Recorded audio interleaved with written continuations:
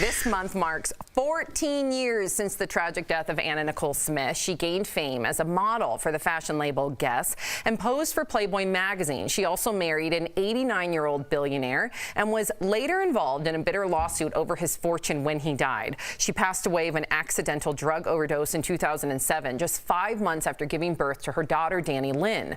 Now Dannie-Lynn and her dad, Larry Birkhead, are featured in a special called Tragic Beauty, airing tomorrow on ABC. They traveled to Anna's hometown looking for clues about her past. Have a look. Dannie-Lynn's a teenager now, and she doesn't really know a ton of things about her mom. As a dad who has a child whose mom's passed away, I thought, why not go back to Anna's beginnings? And to be really honest, I didn't know a whole lot about Anna, her early years. I cannot wait for this. I have such a fascination with her. And I know a lot of our viewers do too. And I used to always watch, her show on E! And then I used to work at Guess.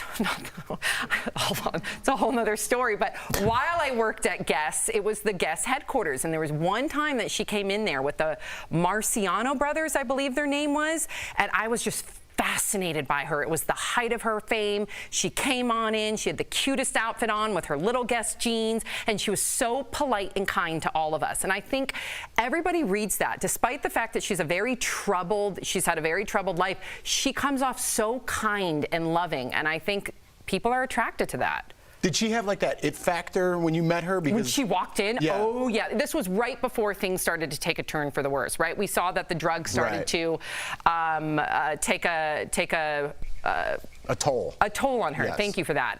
Yeah, and she walked in, and boy, yeah, she absolutely has that it factor, and she was just kind. I just thought about this, and I want to ask you guys really quickly. Do you think, because we lost Whitney Houston, who before she passed away, her reality show, she was pretty openly intoxicated.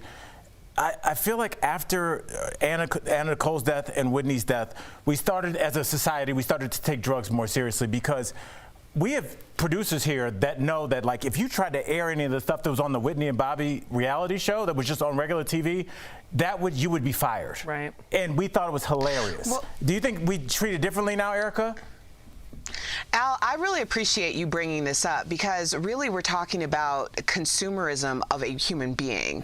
And we as a society have consumed so much. We've taken so much from these people because that's how we knew them. We knew them as being superhuman, but they're just people.